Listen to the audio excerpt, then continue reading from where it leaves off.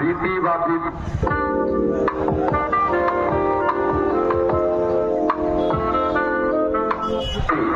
সংবিধান ও বিধি অনুসারে ন্যায় আচরণ করিব।